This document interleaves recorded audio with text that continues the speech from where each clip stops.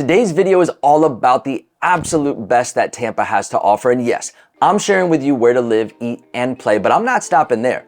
I want to dig in deep to uncover the top spots and experiences that make Tampa one of the best cities to live in. So whether you're thinking of moving here, you just relocated, or even if you're a longtime local like myself, kick back and enjoy because we're jumping into it right now.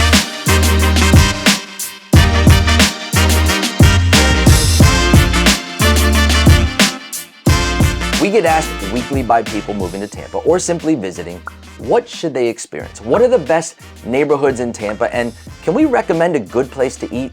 I typically have answers to all of that, but I started thinking, why not just create a massive list and put it all on video for you folks? Then I went a step further and started adding in the best parks, the museums, and annual events. I even listed my favorite grocery stores. Tampa truly offers a ton, and there is no way that I could capture it all in one video. So after watching this, I would love for your help in creating a massive list by adding your favorite spots down in the comments. Now, I'm a foodie at heart, and in recent years, Tampa has been put in the spotlight as a top foodie city, so why not begin there? I like to get my mornings kick-started with a little caffeine, so here's my list of best coffee joints in Tampa. Buddy Brew and Blind Tiger are popular choices in Tampa, but for a smaller local vibe, I like the Lab Coffee and King State. Now, I will tell you that I'm a little old school Tampa, so true to Tampa's roots, I prefer a good old café con leche, which is Cuban espresso with steamed milk, and you can grab a great cup at any local Latin cafe like West Tampa Sandwich Shop or Los Gringos, and my favorite is absolutely La Segunda Bakery. Now, while being adventurous and exploring a taste of Tampa, you must try a Cuban sandwich, which is said to have originated right here in the city. Someone visiting would be tempted to try the Columbia restaurant, but I would actually go back to La Segunda and argue that it's the best Cuban sandwich in Tampa, partially due to the fact that they make the freshest Cuban bread in town right there. A runner-up for me and another Tampa classic would be Bricado's, and if you make the pit stop, go ahead and grab a deviled crab to go. How about we get a little fancier now? What if we wanted to plan an evening out and maybe head out for dinner? Let's see, what would be my suggestions? Well, if it was a first date, I would suggest Bella's Italian Restaurant, Fort Beachy, or On Swan in South Tampa. Or you could head to downtown and enjoy Boulan, or my wife's new favorite, The Pearl on Water Street.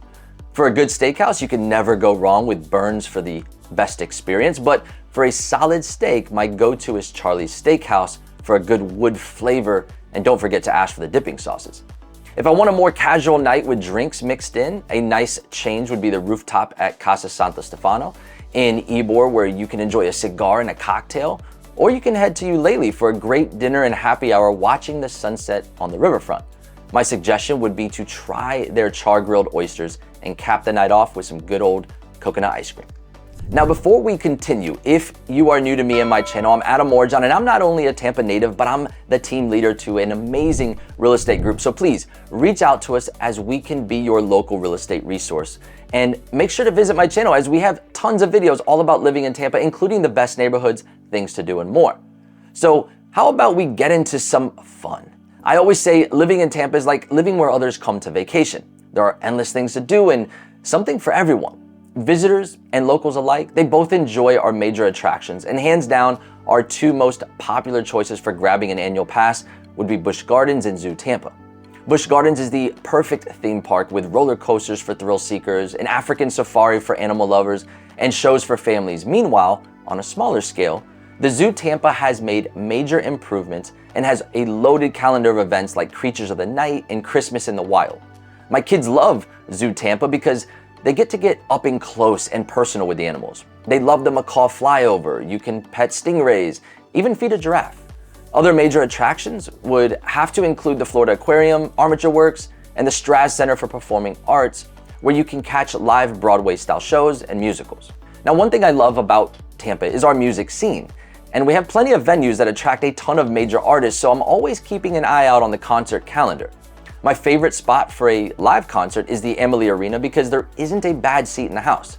For your more rugged concerts where you might want to tailgate a bit, the Mid-Florida Amphitheater is the spot. And for more intimate, smaller concerts, I have to mention Janice Live, which is technically in St. Pete.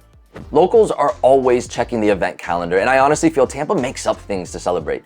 It feels like we have festivals and celebrations every other week, and I'm not talking about smaller events either. In March for St. Paddy's Day, we turn the river green.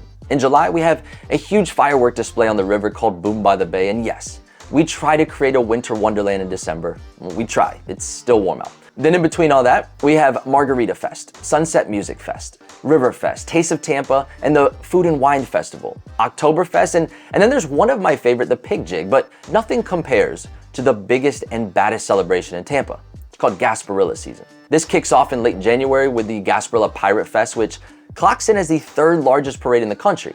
And since 1904, our city celebrates pirates invading the city, and it all starts with a boat invasion, followed by a parade and a street festival where pirates are throwing beads to the crowds from over 100 floats. During this time, and spread out over weeks, we also celebrate with a children's parade, which is a more toned down version with no alcohol. Then a night parade, which tends to get a little rowdier, and the Gasparilla Music Festival, and then the Gasparilla Distance Classic for you runners, the Gasparilla Festival of the Arts, and last but not least, the Gasparilla Film Festival. I promise you, with what I just mentioned, we haven't even scratched the surface. So if you hear somebody say, there's nothing to do in Tampa, well, just have them watch this video. Now, I don't think anyone can deny at this point that there is a lot going on here, and much of that is due to our great year-round weather, but it does heat up in the summers, and I always say this is the best time to enjoy the indoor activities where you can cool off in the AC. In my family, we call it museum season.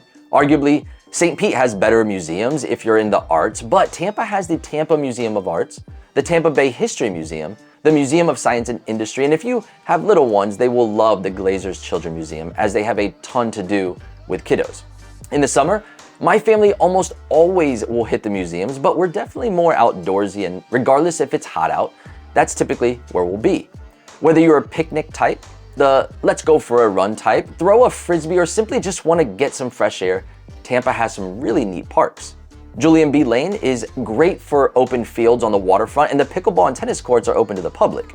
Then there's Curtis Hickson Park, which is best for events like Rock the Park concert series and Winter Village during Christmas where you can ice skate. If you live in North Tampa, the new Carrollwood Park is great for kids, but what if you want to hike, bird watch, or horseback ride? Well, we have those too. Lake Park is great for horseback riding and BMX racing. You could check out Alafaya State Park for the most challenging bike trails, and for a nice hike in nature, the Hillsborough River State Park has a great hike along the rapids.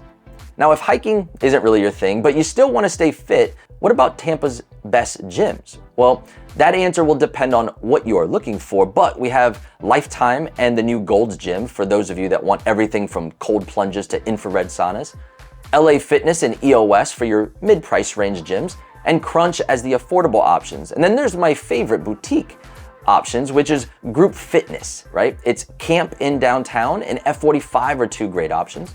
These are my faves, and I will tell you, there are tons of options like yoga, Orange Theory Fitness, and my wife recently joined a Pilates gym, which she loves. But I'd really love to hear from you if you have any favorite gyms here in Tampa, or really any suggestions from the list we have spoken about. Leave them down in the comments, as I love hearing from you guys. Now, if you visit Tampa, it's easy to fall in love with the city because of all the reasons we just mentioned, and you may say, wow, I would love to set roots here in Tampa, but I have no clue where to start. Good news for you, not only am I a Tampa native, but also a realtor, so let's talk about the different areas to live and what makes each area so unique. What makes living in Tampa so special is that you can choose your pace of living and the lifestyle you want. Now, in the city limits, South Tampa is undeniably the most sought after area to live because it has easy access to the best of Tampa. A-rated schools, waterfront living, easy access to interstate travel. It has the highest concentration of boutique shopping, entertainment, and dining. Even with this, not everybody wants to live near the water, or can they afford so? So, in recent years, the Heights have gained a ton of popularity, not only for easy access to the Riverwalk and downtown, but because the eclectic community has attracted a ton of unique coffee shops, breweries, and restaurants, all with a fun, hip vibe that the locals love. Now, just outside the city limits, if you want the full package but with a bit of a suburban feel, Westchase is still king, as it was recently ranked the #1 suburb in Florida, and it's reasonably close to the airport and all that the city has to offer. To round off this list, since we mentioned the suburbs, to the north of Tampa, the newest shiny object is the area of Wesley Chapel, Florida. It has the most new construction home options with a ton of master plan communities that come with all the bells and whistles. Now, those that live in Wesley Chapel get the convenience of living with a high concentration of eateries and shopping nearby that most suburbs really don't have. And being located right off of I-75, you have easy access into the city when you want to make the trip. While it would be easy to say I'm through, there's a few more bonus lists I want to throw at you to make sure your visit or decision to live in Tampa, Florida is a well-informed one.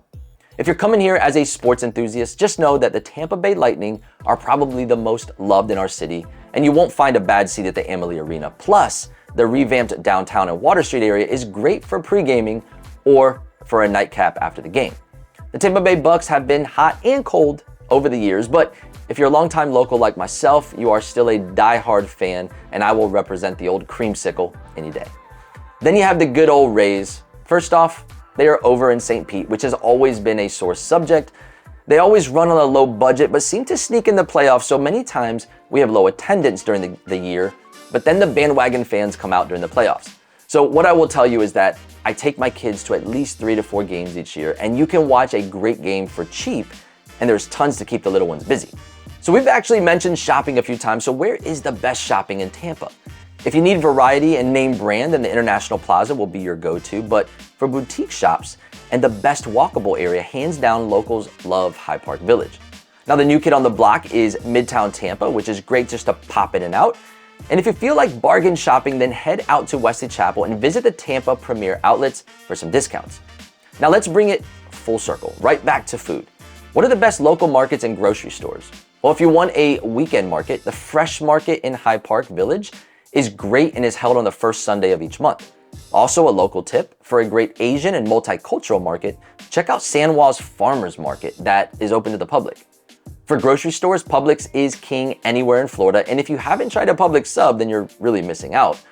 And on the top of the list, we have a great selection with Trader Joe's, Sprouts, and Whole Foods. And while it's not in Tampa, I always say to give you a local tip. So visit Mazzaro's Italian Market over in St. Pete if you get a chance. Whether you're looking for the best place to live, eat, play, and relax, Tampa has something for everyone. If you're new to the area or just looking to explore more of what the amazing city has to offer, this list will definitely get you started. And I could have gone on forever with this list, but please let me know in the comments if we missed anything or if you have any suggestions, because we would love to hear from you. If you're ready to call Tampa home or simply looking for a new home, remember my team and reach out to us, as we would love to be your Tampa real estate team of choice. Check out my channel for more videos all about living in Tampa. Thank you for watching, and until that next video, I'll catch you later.